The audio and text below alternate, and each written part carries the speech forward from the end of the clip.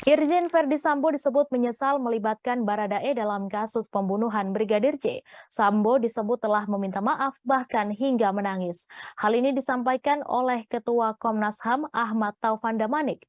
Taufan menyebut dirinya telah bertemu dengan Verdi Sambo dan berbicara secara mendalam. Dalam perbincangan tersebut, Taufan menyampaikan soal nasib Baradae yang kini menjadi tersangka pembunuhan. Taufan menyebut masa depan Baradae hancur setelah terlibat kasus pembunuhan yang didalangi oleh Sambo. Padahal semestinya Baradae menikmati masa mudanya dan meniti karirnya sebagai polisi. Verdi Sambo pun kemudian mengakui kesalahan dan menyesali perbuatannya. Ia juga meminta maaf kepada Baradae.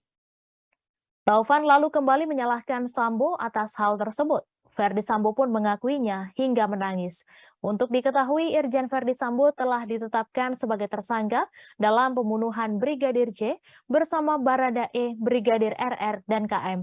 Irjen Verdi Sambo disebut sebagai dalang pembunuhan terhadap Brigadir J. Ia juga menyusun skenario adu tembak dalam kematian Brigadir J.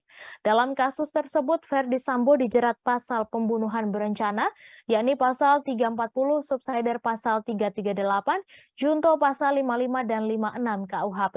Verdi Sambo terancam maksimal hukuman mati, penjara seumur hidup atau penjara selama-lamanya 20 tahun.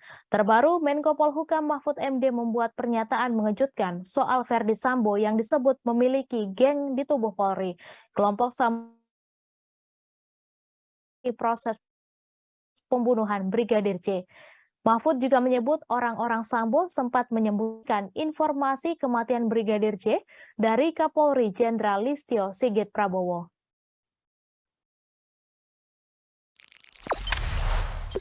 Jangan lupa subscribe, share, komen, dan like ya!